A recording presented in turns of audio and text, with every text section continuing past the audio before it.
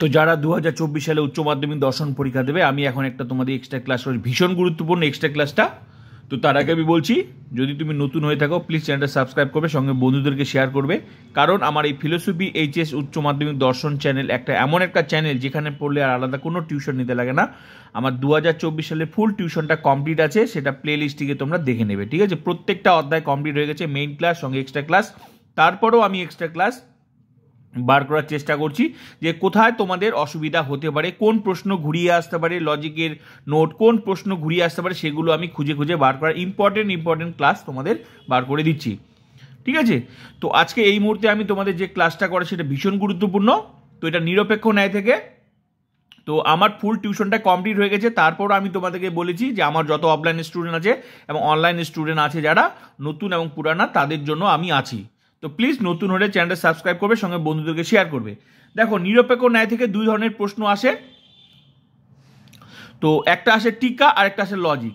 তো এটা কিন্তু লজিকটা, তো লজিকের থেকে অনেক প্রশ্ন হয়। তো এখান থেকে আমি কি কি টিকা হিসেবে লিখেছি: অবৈধ সাধ্য দোষ, অবৈধ পক্ষ দোষ, নিরপেক্ষ ন্যায় সংস্থান ও মূর্তি, চারিপদ ঘড়ি দোষ, নয়ার্থক আশ্রবাক্য জনিত দোষ। কিন্তু যেগুলো টিকা, যেগুলো লজিকের টিকা, সেগুলো কি ছিল? অবৈধ সাধ্য দোষ, অবৈধ পক্ষ দোষ, চারিপদ গণিত দোষ, নর্থক আশ্রবাক্য জনিত দোষ। এই যে এগুলো তো লজিক করলে পারা যেত, কিন্তু আমি তোমাদের ভালোর জন্য, যাতে তোমাদের মুখস্থ করতে সুবিধা হয়, তার জন্য আমি কি করছি, নিরপেক্ষণের সংস্থান ও নিরপেক্ষণের মূর্তি বলে একটা আলাদা টিকা লিখে দিয়েছি, যেটা আমি কিন্তু না লিখলেও হতো তোমাদের। কেন লিখে দিয়েছি? কারণ তোমরা কিন্তু বুঝতে পারবে না, কিন্তু ন্যায়ের সংস্থান ও মূর্তি থেকে কিন্তু আমি আলাদা ক্লাস নিয়েছি, আমি দিয়েছি। কিন্তু আমি জানি তোমাদের ওই জায়গাটা অসুবিধা হতে পারে, কারণ পরীক্ষায় ঘুরে আসতে পারে যে সরাসরি প্রশ্ন দিতে পারে ন্যায়ের সংস্থান, ন্যায়ের মূর্তি। তার জন্য আমি ওটা টিকা হিসাবে লিখে দিয়েছি। কিন্তু এখন এই মুহূর্তে আমি ভাবলাম যে এটাও যদি প্রশ্নটা ঘুরিয়ে দেয়, ওভারঅল যদি বলে যে নিরপেক্ষ ন্যায় বলে একটা টিকা দিয়ে দেয় পরীক্ষা, তাহলে তোমাদের একটা অসুবিধা হতে পারে। তাই আমি ভাবলাম যে এখন আমি এই মুহূর্তে একটা টিকা বানিয়ে দিই নিরপেক্ষ ন্যায়, যেটা আমি লজিক ক্লাসে করিয়েছি, যে লজিকগুলো পুরো লজিক ক্লাসটা মিলে যে বিষয়গুলো আমরা লজিকটা জানি, যেটা আমরা নিরপেক্ষ ন্যায় জানি, সেটা নিয়ে একটা যদি টিকা দিয়ে দেয় পরীক্ষা, তাহলে তোমরা বিপদে পড়বে। আর যদি বিপদে পড়বে না, যদি তোমরা ভালো করে আমার পুরো টিউশনটা পড়ে থাকো, প্রত্যেকটা অধ্যায়, যেমন নিরপেক্ষ ন্যায় থেকে যদি ভালো করে লজিক ক্লাসগুলো পড়ে থাকো। কিন্তু যারা লজিকটা করেনি, যদি তুমি ভাবো আমি লজিকটা পারবো না, তাহলে তোমার পক্ষে টিকা লেখাটা অসম্ভব হয়ে যাবে, কারণ তুমি লজিকগুলো করোনি। তাহলে তোমার টিকাটা মুখস্থ করতে অসুবিধা হবে, কারণ টিকাটা লিখতে পারবে না। তো তাই ভাবলাম এই জায়গাটাতে তোমাদের অসুবিধা হতে পারে, তার জন্য আমি ভাবলাম যে নিরপেক্ষ ন্যায় বলে একটা টিকা হিসাবে আমি তোমাদের যে কথাগুলো আমি লজিক ক্লাসে বলেছি, যেগুলো লজিক করার সময় যেগুলো লাগে, যেরকম আমি নিরপেক্ষ ন্যায় সংস্থান বলে একটা টিকা লিখে দিয়েছি, যেমন নিরপেক্ষ ন্যায় মূর্তি বলে একটা টিকা লিখে দিয়েছি। তো আলটিমেটলি সংস্থান তো লজিক করার সময় লাগে, মূর্তি করার সময় লাগে, তো ওইটাই তো আবার সংস্থান, আবার ওইটাই তো একটা মূর্তি হলে টিকা লিখে দিলাম। ঠিক তেমনি নিরপেক্ষণের এই পরীক্ষার আগে আগে আমি তোমাদের এরকম ইম্পর্টেন্ট ক্লাস, যেগুলো তোমাদের অসুবিধা হতে পারে, আমি আগেও বলেছি তোমাদের কোন জায়গাগুলো অসুবিধা হতে পারে, সেগুলো নিয়েই আমি এক্সট্রা ক্লাস করাবো। তো এই মুহূর্তে আমি তোমাদের নিরপেক্ষ ন্যায় বলে একটা টিকা হিসাবে লিখে দিলাম, যেগুলো আমরা লজিক ক্লাসে পড়েছি, জানি, কিন্তু সাজিয়ে লিখতে পারবো না। তো তোমাদের যাতে কষ্ট না হয়, আমি তোমাদের সাজিয়ে সুন্দর করে লিখে দিলাম, এরপর জলের মতো ক্লিয়ার হয়ে যাবে। চলো, আর এই মুহূর্তে নতুন হলে প্লিজ চ্যানেলটা সাবস্ক্রাইব করে সঙ্গে বন্ধুদেরকে শেয়ার করবে, কারণ আমার এই টিউশন একমাত্র তোমাদের জন্যই আছে। ফুল টিউশনটা প্লে লিস্টটিকে দেখে নেবে প্রত্যেকটা অধ্যায়। আর নতুন এখনো ইম্পর্টেন্ট ক্লাস আমি খুঁজে বার করার চেষ্টা করবো, কোথায় তোমাদের অসুবিধা হতে পারে। তোমরা কমেন্ট করতে পারো তোমাদের কোথায় অসুবিধা, আমি তোমাদের জন্য আছি। প্লিজ তার আগে চ্যানেলটা সাবস্ক্রাইব করো, সঙ্গে বন্ধুকে শেয়ার করো। 1 মিনিটও লাগবে না এই টিকাটা মুখস্থ করতে। তো তোমরা দেখে নাও, নিরপেক্ষ ন্যায় টিকা।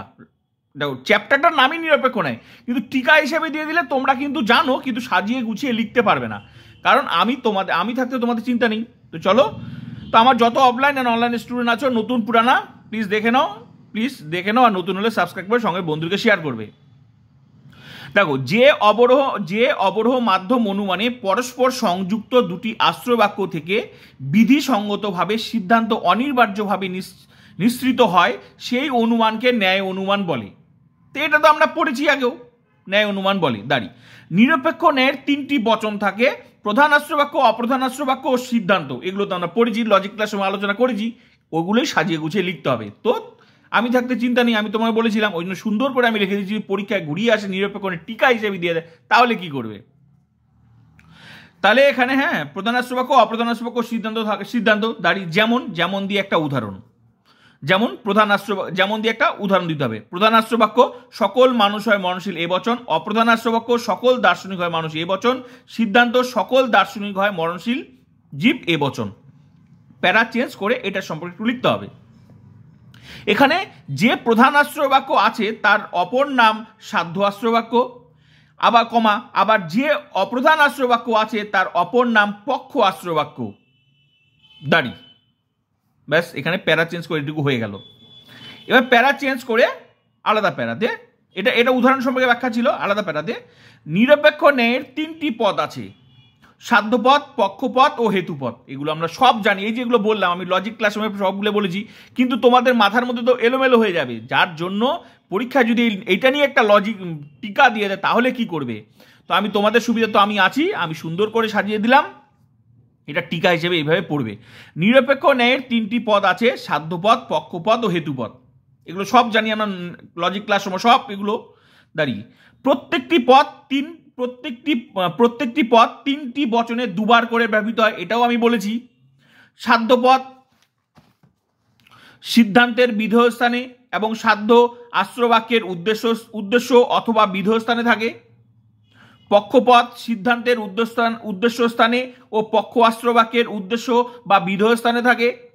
হেতুপদ প্রধান আশ্রবাক্য এবং অপ্রধান আশ্রবাক্যের যে কোনো স্থানে, যে কোনো স্থানে হবে। যে কোনো, আমি সুন্দর করে তোমাদের লিখেছি যাতে তোমাদের পরীক্ষায় কোনো অসুবিধা না হয়।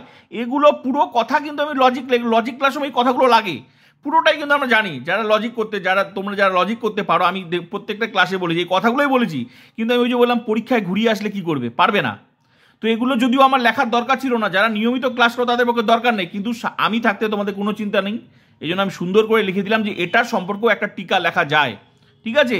কারণ পরীক্ষা আসলে তোমরা কিন্তু নিজেরা কিভাবে কতটা লিখবে জানি না, ওই জন্য তোমাদের যাতে সুবিধা হয় তার জন্য আমি তোমাদের লিখে দিলাম, ঠিক আছে? যে কোনো স্থানে থাকতে পারে দাঁড়িয়ে, হ্যাঁ। কিন্তু সিদ্ধান্তে হেতুপদ থাকে না। এগুলো যে সাধ্যপদ কোথা থাকে, পক্ষপদ কোথা থাকে, এসপি, যেগুলো আমি এগুলো তো প্রত্যেকটা ক্লাসে বলেছি দাঁড়ি। যেমন প্রধান আশ্রবাক্য সকল মানুষ হয় বুদ্ধিমান এ বচন, অপ্রধান আশ্রবাক্য রাম হয় মানুষ এ বচন, সিদ্ধান্ত রাম হয় বুদ্ধিমান এ বচন। এখানে রাম সমান সমান পক্ষপদ, এই যে রাম সমান, এই যে দেই না এস আর পি দেই না, তারপর মিলিয়ে দেই না এস পি এম মিলিয়ে দেই কিনা, ওগুলোই এখানে রাম সমান সমান পক্ষপদ এস, কমা বুদ্ধিমান সমান সমান সাধ্যপদ পি, এবং মানুষ সমান সমান হেতুপদ এম। তো এই হলো তোমাদের 4 মার্কসের টিকা। তো আমি সুন্দর করে লিখে দিলাম, এগুলো তোমরা সব জানো, আমার লজিক ক্লাস যারা প্রতিনিয়ত ফলো করেছো সব জানো, কিন্তু আমি টিকা হিসেবে সুন্দর করে লিখে দিলাম। যেমন তোমাদের ন্যায়ের সংস্থান ও মূর্তি আমি সুন্দর করে লিখে দিয়েছি, কিন্তু ওগুলো লেখার দরকার ছিল না। কেন দরকার ছিল না? কারণ ওগুলো তো লজিক ক্লাসে আলোচনা হয়েছে, কিন্তু যাতে মুখস্থ থাকে যার জন্য সুন্দর করে আমি একদম কমপ্লিট করে দিলাম, যাতে তোমাদের অসুবিধা না হয়। তো এগুলো আমার লেখার দরকার ছিল না, কিন্তু আমি ভাবলাম তোমাদের যদি এটা লজিকটার উপর একটা দিয়ে দেয় তাহলে কি করবে, এই জন্য বললাম যে লজিক ক্লাসগুলো ভেরি ইম্পর্টেন্ট, ঘুরিয়ে ফিরিয়ে আসতে পারে। তো এই লজিক থেকে নিরপেক্ষ না থেকে একটা ঘুরিয়ে ফিরিয়ে লজিকটা থেকেই এইটাও টিকা দিয়ে দিতে পারে, কোনো কোনোই নেই। তো এগুলো তো আমরা জানি, তো সুন্দর করে আমি লিখে দিলাম। তো এটা পড়ো, আরও নতুন ক্লাস আমি বার করার চেষ্টা করছি যদি কোথাও হয়ে থাকে। তো প্লিজ সাবস্ক্রাইব করো, সঙ্গে বন্ধুদেরকে শেয়ার। এই মুহূর্তে এটা পড়ে নাও, 1 মিনিটও লাগবে না মুখস্থ করতে।